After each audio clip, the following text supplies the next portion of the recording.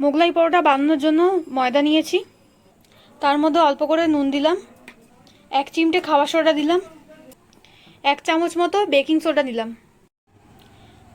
1/2 চামচ baking soda দিচ্ছি, 1/2 চামচ চিনি দিলাম, 2-3 চামচ মতো তেল দিচ্ছি, সাদা তেল দিলাম। সবগুলোকে ভালো করে মিশিয়ে নিচ্ছি। এরপরে উষ্ণ গরম জল দিয়ে এটাকে মাখবো। ভালো মতো ময়দাটাকে মেখে নিয়েছি, 2 ঘন্টার জন্য চাপা দিয়ে দিলাম। 2 ঘন্টা পরে আবার ভালো করে ময়দাটাকে মেখে নিচ্ছি। মোগলাইয়ের পুরটা বানাবো এবার।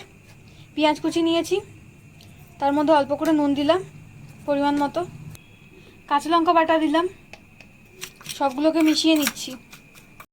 গরম মশলা গুঁড়ো দিলাম, বিস্কুটের গুঁড়ো দিচ্ছি, সবগুলোকে মিশিয়ে নিচ্ছি।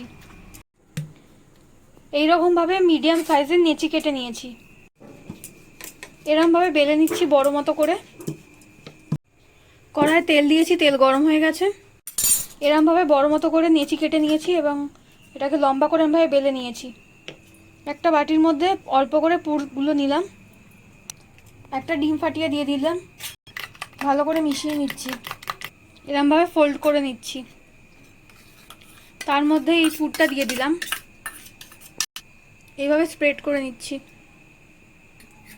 এইভাবে আবার মুড়িয়ে নেব। একটা ছেড়ে দিলাম কড়ার মধ্যে, অপোজিট পার্টটাকেও ভেজে নেবো। এইভাবে ভেজে তুলে নিয়েছি, সাইজ মতো করে কেটে নিচ্ছি।